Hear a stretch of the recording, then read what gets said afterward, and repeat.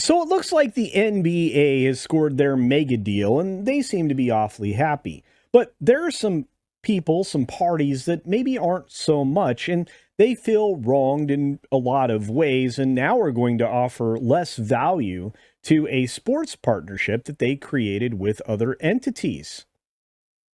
The NBA is perfectly fine with what they've done, but maybe these other entities, not so much. And maybe this will spark a investigation into what's fair and what's not, and whether or not venue will exist at all. Let's jump straight into the story from The Hollywood Reporter. That's right. What a wonderful, wonderful cartoon here with Zaslav being a little upset with the bald man from the NBA. I don't blame him. How the NBA's slam dunk deals will reshape television. 76 billion worth of long-term rights agreements may usher in the massive transfer of wealth from Hollywood, shifting spending from scripted programming to sports, which is really bad news for those of you who work in Hollywood. Those strikes, how do you think they're doing for you? You see, the NBA's blockbuster $76 billion mega deals with Disney, NBC Universal, and Amazon Prime are a testament to its product and the unrivaled reach and power of live sports. And the deals also should send shivers down the spines of almost everyone in Hollywood outside of the network executive suites. Of course, they'll be chuckling all the way to the bank and very happy indeed. 11 years worth of agreements were signed and are seen as a critical strategic maneuver by the media companies looking to build streaming business and are a financial boon for the league. Indeed, they're being paid handsomely for lower quality product with, I would say, lesser competition. They are also, in the words of one veteran media executive who declined to be named, the latest example of a transfer of wealth from Hollywood to the sports leagues, and was a little bit predictable.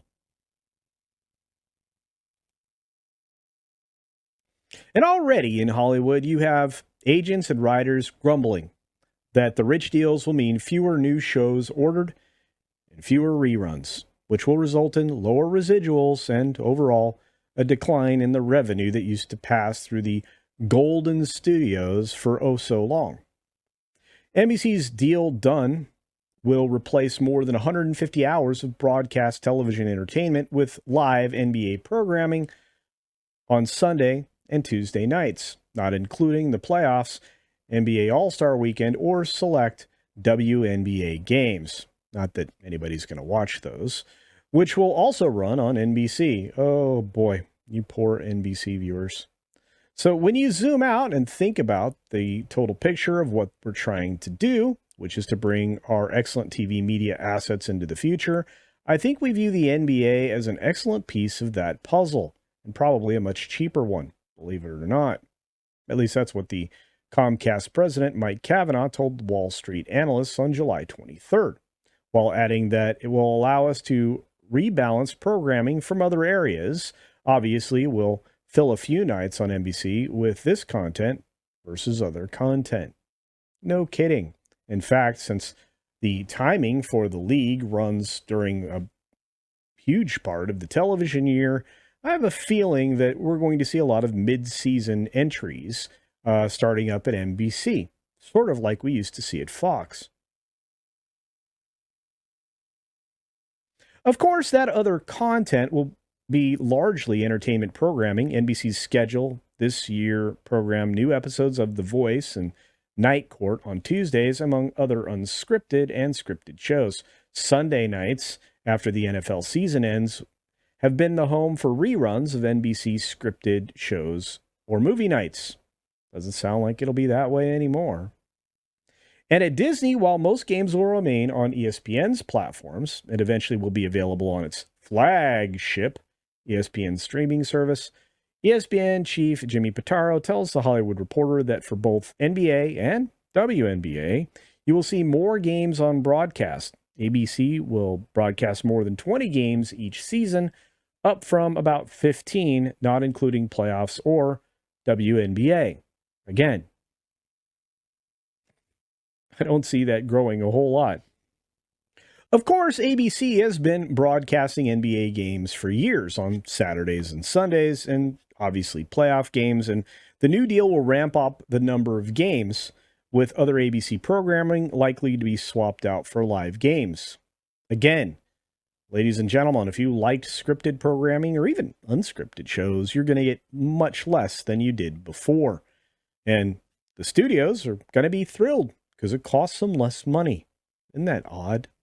Of course, the biggest problem here is, well, who got left out? And of course, that was Warner Brothers Discovery, which on July 26th actually filed a lawsuit against the NBA over the league's decision to sell a package of rights to Amazon Prime Video.